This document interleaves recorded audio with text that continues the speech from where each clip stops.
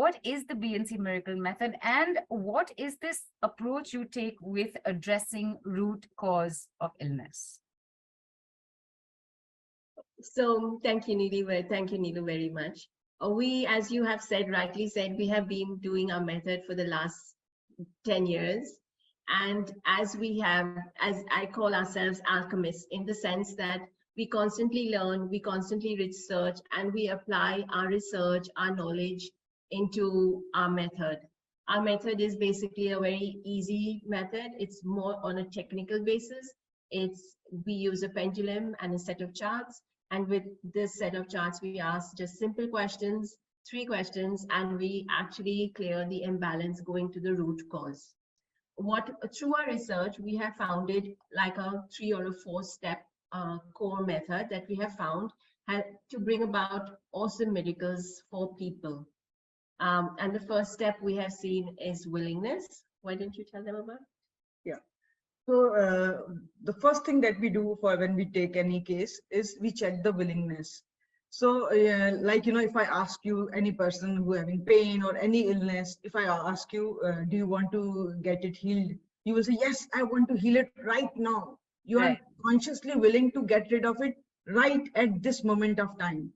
But there is another aspect to this willingness point, and that is willingness at subconscious level. Generally, what we have seen at subconscious level, people don't want to heal the illness. And the reason is always a hidden benefit. And if you heard me right, yes, we don't want to heal our illness at subconscious level. I'll tell you, one time we do live demos of pain clearance, where we claim to heal or bring down pain faster than a painkiller. One time I was doing a demo for a lady who had shoulder pain. And I did her healing and she said, no change. And I was like, what happened here? And I quickly checked her willingness. And the willingness was 0% to heal the pain, to get rid of pain. And by using B&C Miracle method, I tapped into her subconscious mind and I raised her willingness to 100%. And immediately she felt the change. So willingness is the first step that opens the doors to the subconscious mind. And that's where whatever healing we are doing, the moment the door opens, the current starts going in. So that is the first step that we do in any healing. Then the second step that we follow is checking the aura of dark entities. This second part is we have seen with our experience. When we clear dark entities from the aura, it brings about big miracles in people's life. Now, a lot of people think dark entities means black magic. That is just one aspect of dark entities. We on our chart check 16 things. Black magic is only one aspect of it. So dark entities are not your negative emotions. These are people who have died and haven't crossed over and gone to light. So what happens is when a person gets attacked by these dark entities, or the dark entities enter into a person's energy field, these dark entities are all low vibrational energies, and they bring the vibration of the client down, and they actually limit the client in a big way. Few days back, I got a client, and the client was suffering from liver cirrhosis. The liver cirrhosis is a disease where the liver is damaged, and medically they went through a lot of treatment, and finally doctors told to immediately go for an implant. Now they waited for a month, they didn't find any donor. He was asked to, his wife volunteered to donate a part of her liver, but she was overweight, and the doctors told her to bring the weight down. So in that, they were reaching a panic state, and I want to point out one thing: they were non-believers of healing works, but because they had no option, they approached us, and they really did not know what a healing modality can do. Where in such a crisis stage, we worked, and when we checked their auric field, out of 16 things that we checked, he had around 12 negativities. We cleared his energy field, and I told him after 2 weeks to go and do his checkup again. After 2 weeks, when he went for the checkup, a lot of liver enzymes had come into balance, And the doctor told him that there is no need of transplant now. His body is recovering. Fantastic. The work is still in process, but this is our step 2. And just going back to step 1, whenever I have a pain or wherever I'm not well, Charu will ask me, do you want me to do something? And you know how it is, our habit is like, no, it's okay. So she's like, you don't want, no, not willing. You want to suffer? Then I'm like, no, please do. So the next step that we do, Neelu, is actually we put in a lot of research, like what we do is we work like an energetic doctor. So like if you go to a doctor, he'll do your MRIs, he'll do your blood tests, he'll do your scans. And even if he has to do a surgery, he'll basically actually go into where he's going to cut, what he's going, how much anesthesia. All of these things are all done by when you go in for a surgery, right? So what we do is we also do at an energetic level, we do actually an energetic surgery. So I want to share you on how we do our sessions basically. So, people can understand it. We are not just playing with the pendulum and we're just not doing, kind of airy-fairy work.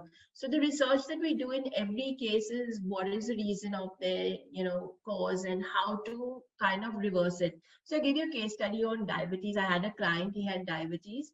And it was quite high level, and actually he couldn't fold his hands, and that was really like he couldn't flex his fingers, and that really annoyed him. And that was one of the things that he really wanted to actually get going. And so I worked on diabetes just on the thing. So this is what I did for him. Yeah. So basically, I'll share with you from my notes. So basically, I cleared for him the pancreas to function properly, then the beta cells of the pancreas to promote properly or function properly, then the blood sugar regulatory system to function properly, then the imbalance of production of insulin, then to bring his readings lower day by day, because that's also what he wanted, and then the cells to absorb glucose, the cells to correctly respond to the glucose coming, to reverse the diabetes. And this was, and much more, there's a list of it, but obviously I'm just giving you a wee bit of what we do. And the beauty of this is we in our method, we can download. So we can download medicines, we can download herbs, we can download homeopathy. So I downloaded for him herbal medications like turmeric, ginger, ALA, all to support him. Obviously, we don't tell anybody to get off the medication. It's part of this. So after I had done his one session, he actually came back and said, there is no change. And I'm like, really, no change? Are you sure? And then I said, okay, we'll do a second session. Let me see. So in the meantime, for me doing my first and second session, he actually messaged me and said, you know what, I'm really sorry. Actually, I did feel a change. The change was what he was looking for was the change he thought he would receive was the insulin numbers going down. Right. But the change that he received was he could flex his fingers. He was like, the doctor said, I'd never be able to flex my fingers because of the diabetic level or whatever he was at. And he said, I can flex my fingers. So you see, his intention was to bring the flexibility to his fingers. So the diabetes and whatever change the body needed to make made a change there. Maybe it did not make the change in the numbers as yet, but that is what he received. So that is the third part that we do. And then the fourth part, what we do is we do an ancestral healing. Now, why ancestral? So we all are connected, right? We all inherit from our ancestors, right? But is it actually what we inherit? Money, property, gold, diamonds? Or what we inherit is our DNA, right?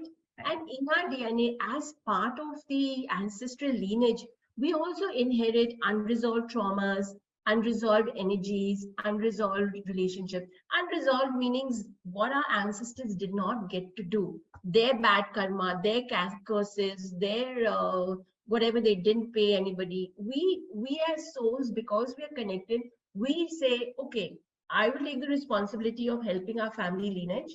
And so what we do is we basically decide to sort out our ancestral misdeeds. Let's put it that way. So what we do is, so it basically, what happens, it controls our life, it controls our destiny, and it shapes the way you think, you do, what you experience in life. So we all receive from, it's not that we only receive negative from our ancestors, we receive two sorts of energy. We receive blessings and we receive fate. And we will actually basically explain more on this on our talk tomorrow and how it's actually going, because it's such a vast topic and such an interesting topic. So we will, tomorrow we are coming again online, same time, 6:30, and we'll basically talk more about that tomorrow. And the fourth step that we do is the astrological part. So what we have seen is that astrology plays a big impact on our health. And though we are not astrologers, but we know how to do an astrological, how to clear an astrological imbalance. I will share one case study here. This is very interesting one. I got a client who had anal fistula, and after a lot of homeopathic and other remedies, it didn't heal. So finally the doctors, and it had a lot of abscess inside. The doctor told her to go for immediate surgery. She approached me a day before her surgery, when she was going to meet the surgeon. And she told me, can you help me out? I said, tomorrow you are meeting the surgeon. I don't want surgery. Can you help me out? And I was like, what can I do overnight? If I work on anal fistula, it will take at least 10 days for it to heal also. Like even if you have a cut, I can't do an overnight job on that. So what I did was an astrological imbalance.